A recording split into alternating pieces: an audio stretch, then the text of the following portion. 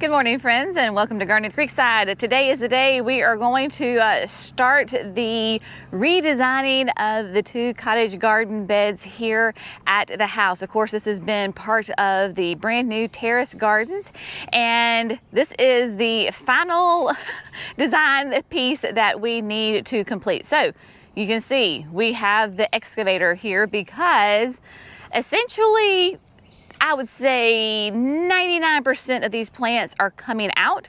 Not that they're going to stay out, but they need to come out so that we can redesign this bed. Work smarter, not harder. That is why we have the excavator. Jerry and Jackson went to go grab the work truck because we're going to load up the plants that are not going to go back into this garden into the dump truck, so that way we can then take them over. We have some flower beds at the nursery that we are going to put those in. Give you a little perspective here of where we are. If you're not familiar with this project, we have a whole entire playlist dedicated to this terrace garden renovation. So check that out to get caught up to date on what everything is. But the two areas that we're going to focus on today are these two original beds that are what we always call the cottage garden. The idea is that we need to, like I said, redesign this, give this more interest throughout the entire year, especially in the winter, because as you can see, the vast majority of everything in here are deciduous, herbaceous perennials. And so in the wintertime, this bed is essentially completely naked except for the Princess Anne rose tree. So we have, of course, the other week, last week, I don't even know when it was, we went ahead and planted what I call the cottage garden extension. So the idea is that essentially from where the watering can is, from there all the way down to the lower petalums, this is one cohesive bed. So what we need to do is, one, all the daylilies are coming out. While I adore the daylilies, they have just gotten massive and they're taking up a ton of real estate, so they are coming out. The only exception is going to be the daylily that is Shalom Peony Display. It is the little tiny one down here, and there's another one right here. This is a gorgeous peach colored double daylily from Proven Winners. They have, I think, since discontinued that one, but so it was really hard to find, but it is a gorgeous daylily. It doesn't even look like a daylily. So we are saving those, and they're going to come back in here. There are 3 plants that we're not going to touch. Everything else gets touched. So what is not going to get touched is the Princess Anne rose tree. This is a David Austin, so she is staying exactly where she is. The Amsonia here on the corner, that is going to stay there. And then you can't see it, but behind the Nephophia is a lemon meringue Baptisia. Baptisias have notoriously long tap roots, and so this one has been there since since we did the cottage garden, which has been, I don't know, 5, 6, 7 years ago. And so her taproot is really, really deep. I do not want to risk losing her, and so we're going to leave her alone. She got destroyed during construction. It's fine. The root system's there. It'll be fine come springtime.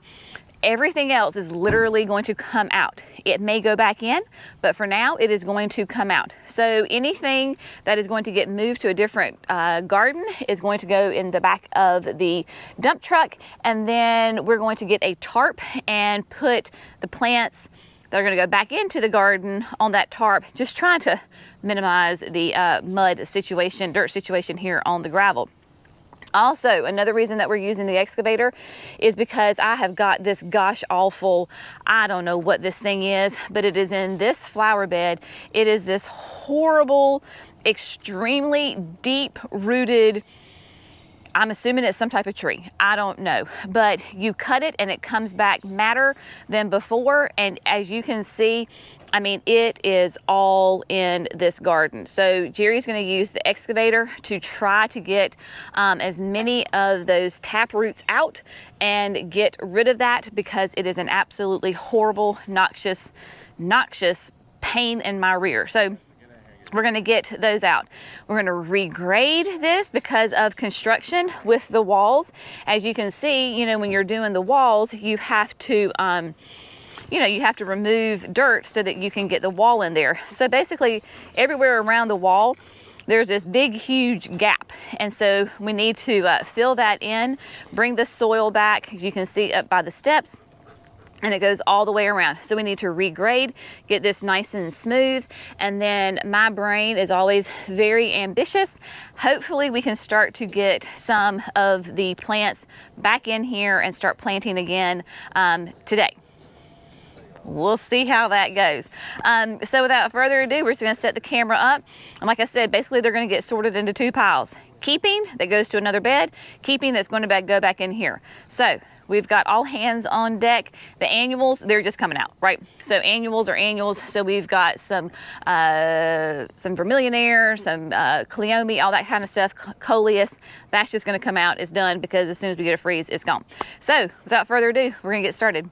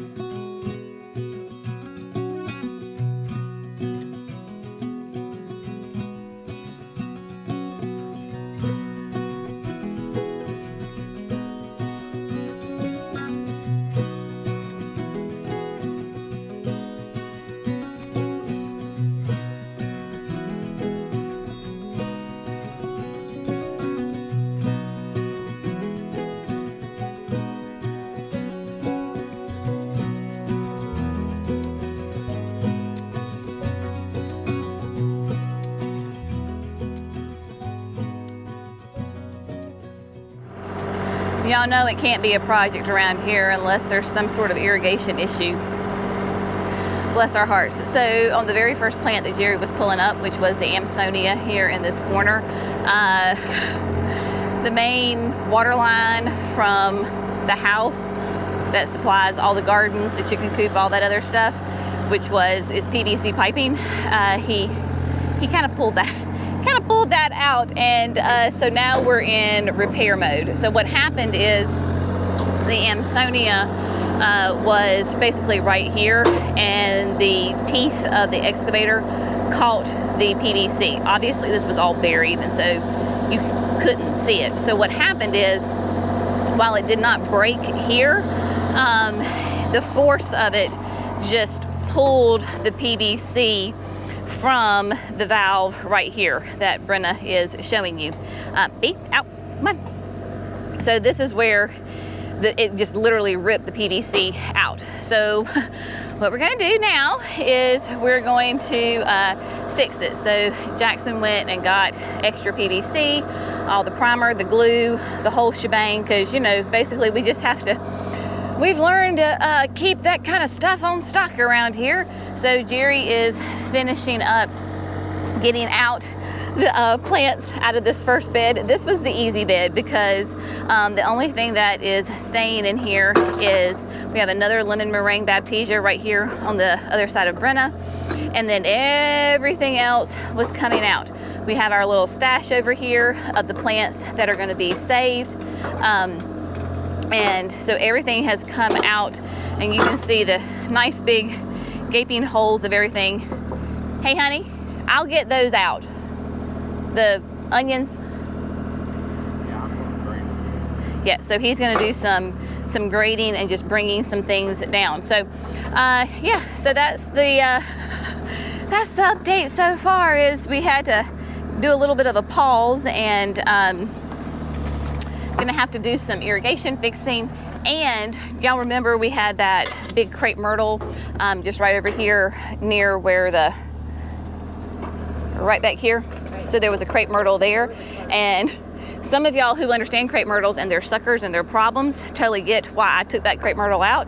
And then some people were like, it's gorgeous, why would you take it out? Let me explain to you, let me show you in detail why I wanted to take it out. So back over here was the crepe myrtle, which would be I don't know, 30 feet. And then look, here in the cottage garden bed, when we disturb the soil, here is a crepe myrtle sucker, and there is a crepe myrtle sucker. So they went all that distance, and I've got little crepe myrtles popping up right here. So this will be, if I don't take care of it, it will be very similar to what that noxious weed is over there. So we are going to do everything we possibly can to get those out. So Jerry is pulling. See, oh. Let me come in here right quick. So let me show you. Look, right here. Look at that. And this is probably the root too. Oh, pesky. So we're gonna get rid of that. I'm gonna put that in the corner. Yeah, so crepe myrtles. Ah!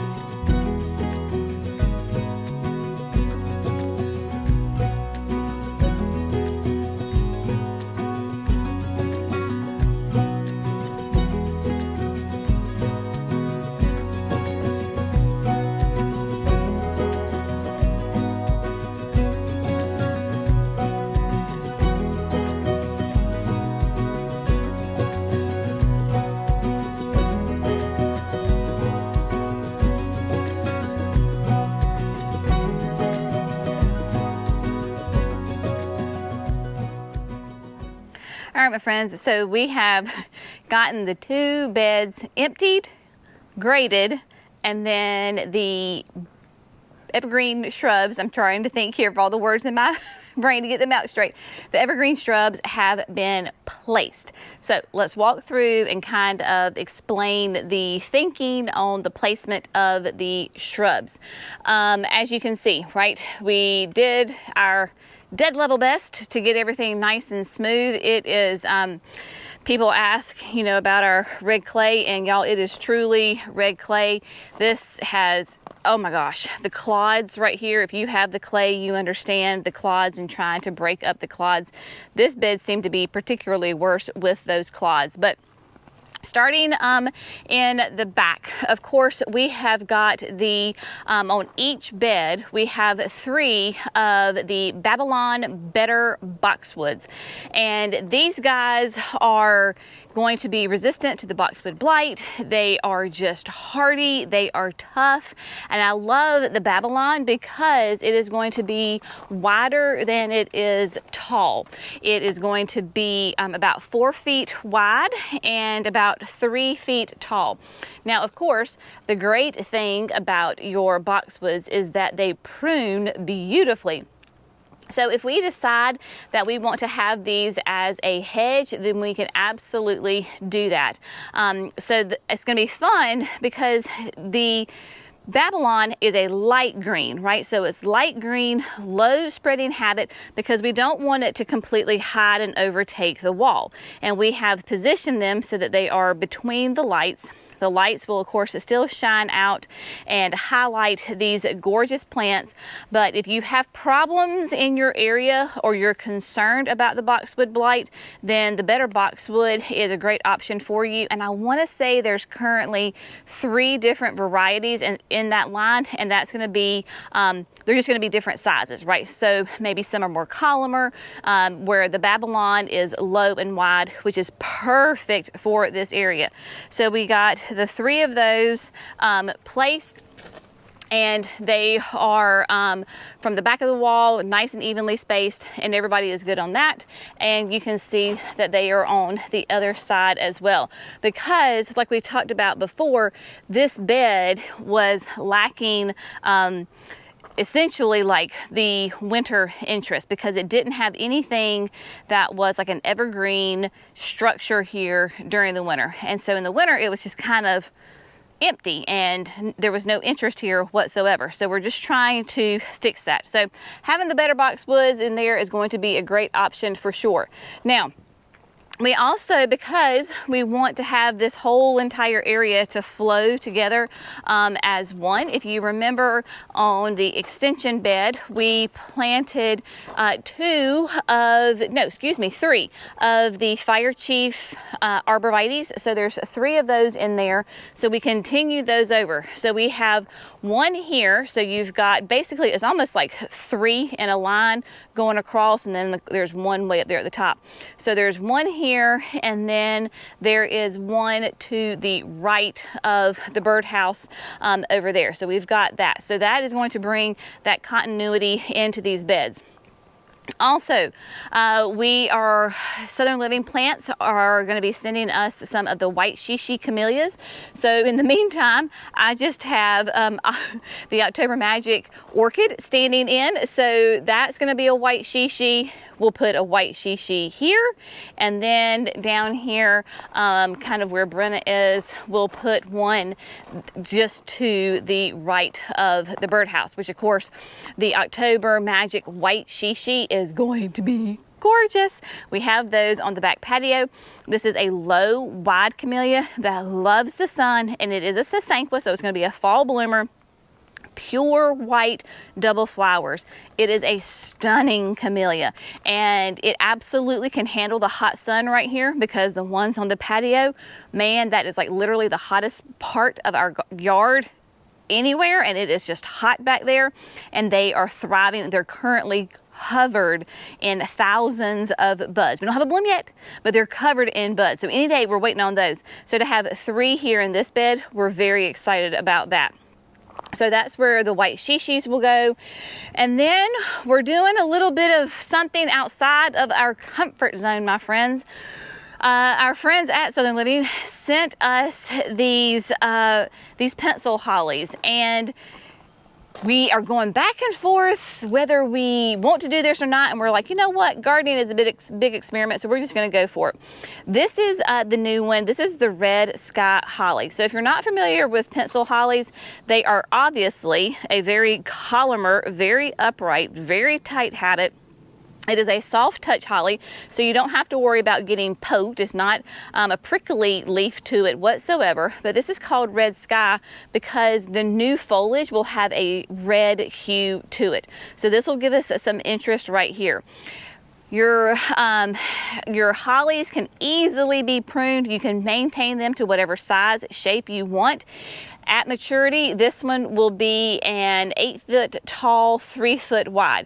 So again, this is an experiment. Like we're going back and forth, but to have these here on either side of the steps to kind of bring a bit of formality along with the Babylon boxwoods is going to be fun and different. Now, again, we think we're excited about this. It might have to grow on us a little bit, but we're just going to go ahead and go for it. And to have them right here, again, both the boxwoods and the hollies, you can prune them and keep them however formal or free form that you want. So we have got both of those right there on either side of flanking the steps. And then last but not least, we have our other Roman candle. So the Roman candle podocarpus is a gorgeous variegated upright yew, right? Again, from our friends at Southern Living. I mean, look at this gorgeous color, bright, creamy, white, a little bit like a little yellow in it. With that green, this too will get nice and tall and wide, and it will be a gorgeous contrast next to these massive loropetalums. So the thinking is because of course we'll have this one here, and then if you remember, I don't know, this was 2 weeks ago, 3 weeks ago, way down on the very end of the other wall, we have another Roman candle. So at maturity, here we'll have the 2 of them. So essentially along the wall, what we have is the Roman candle at the very end. We have the Amsonia, the 2 red skies, and then the next Roman candle right here. As a personal side note, this, as I was telling Jerry and Jackson, basically from now on, we know that we cannot plant anything past the Baptisia and the Roman candle, because from here to the right, if we stay away from that, we're not going to hit irrigation lines and we're not going to hit the lighting wire, because sometimes, y'all, it just you kind of forget that things are there, or you know they're there, but you don't know exactly where they are. That kind of happens a lot. So that is the deal with that. Now, we were talking about plants that we are saving, and I said that the Amsonia, we dug it up and that we were going to put it back in this bed.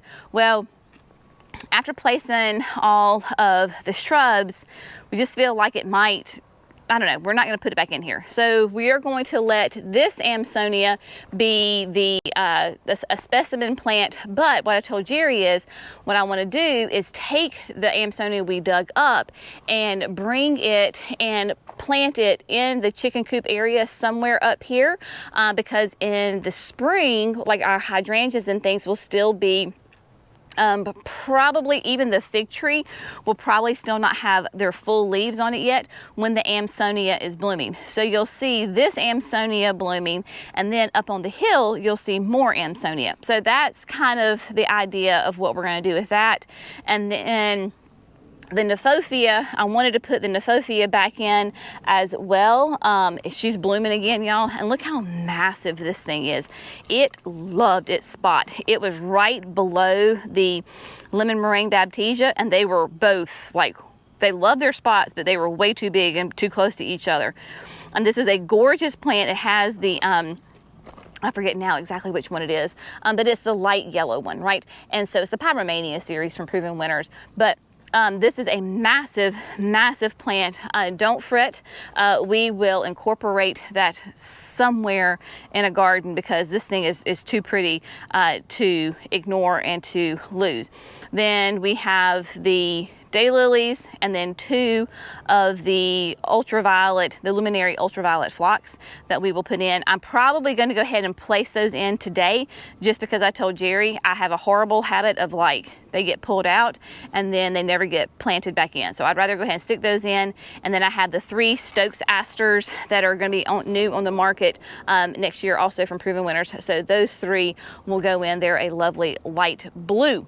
So that is the plan. So we're going to tag team it together. And probably, I'm thinking we'll just use the Power Planter auger, and we will get these in with the biotone and then get all the plants in, and then we want to go ahead. Uh-oh, he said something. What did he say? Yes, sorry.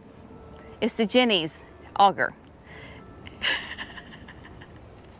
It's the Jenny's auger from Power Planter. And speaking of, Greg from Power Planter just called Jerry. I tell you, he's the consummate salesman, my husband is. So he is the marketing salesperson here. So yes, we will use the new Jenny's Edition 9-inch Power Planter heavy duty auger to put these in. And then Greg calls right now. So those will come, we'll explain in a minute. We also haven't had lunch, so you know, there's that working against us. So we're gonna get these in the ground.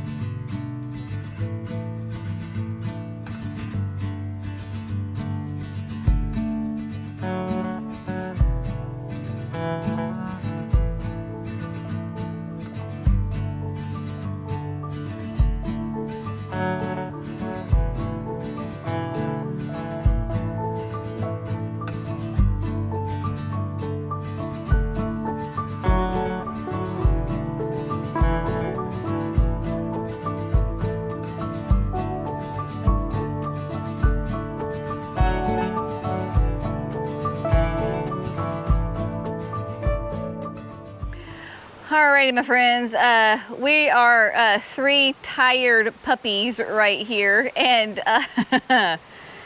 we are done for today. And I will say that it looks amazing. It looks so clean and neat and tidy, and we are very excited. Now, we are not finished landscaping this area, right?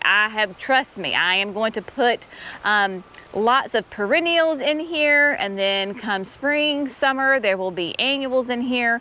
However, I'm going to require myself to be more thoughtful a little bit and more planned on how I put things. I don't know how to say it. One, we're tired. Two, it looks great. So everybody is in.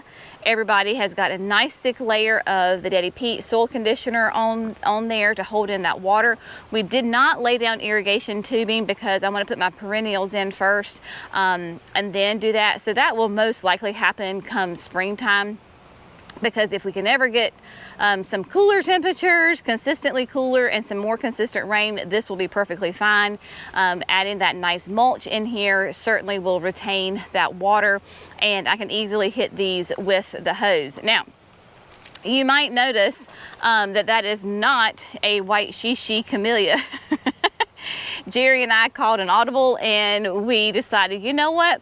Because there's not a timeline on when the camellias are going to arrive, and we wanted to put some stuff in the ground. And I did want to put some hydrangeas in here. So we put firelight tidbits. So everywhere that we said was going to be a white shishi is a firelight tidbit hydrangea, which is a panicle hydrangea, nice and petite. So tidbit, as its name suggests, will be nice and small. It does great, compact, beautiful blooms on it. You can see like this has an older one that has that kind of that pinky color to it. Will do really, really well here. So we did that. If we get the white shishis sometime, soon, then certainly we have places like, that would be a great place to put one. So we certainly have room to add those white shishis if they arrive. And so there you go. Irrigation. So the irrigation is semi-fixed. It is not completely fixed, because when the pipe came out, of course, it let loose, and there was tons and tons of water coming out. So up here at the top at the connection, it is still quite muddy. That is, quote, the downside of our clay soil. So right here, like you can see all right in here, it is just an absolute mess. So what we're going to do is just wait for this to dry up. Jerry said there's actually like some rocks in the pipe, so we've got to fix that. So the problem is where it came disconnected is from this pipe to that pipe. So we just have to get that part fixed. But he's probably gonna have to cut this out. This has the valve on it, the master valve. So we got to cut all that out, and of course just made an absolute muddy mess. But overall, we cannot be more happy, more pleased with how everything turned out and how everything looks. I'm trying to remember what I'm supposed to tell you. The perennials, we got a little bit ahead of ourselves as far as laying down the mulch. And so the Sean Peony display daylily didn't get put back. And then I really do want the Stokes asters to go back in here. So we watered them down really well and put them in the shade. And then we'll come back on another day, because it's 3:15 in the afternoon and we haven't had lunch, and we've been out here since 8:30 this morning. So we're a little tired, and so we're just happy with how everything looks for today. And there you go. So we're making progress. At least it's neat and tidy. I got all the stone washed off to get that residual red mud down, and so we are making progress, my friends. As always, we hope you found this fun, informative, and inspirational. We'll see y'all in the next video. Bye, friends.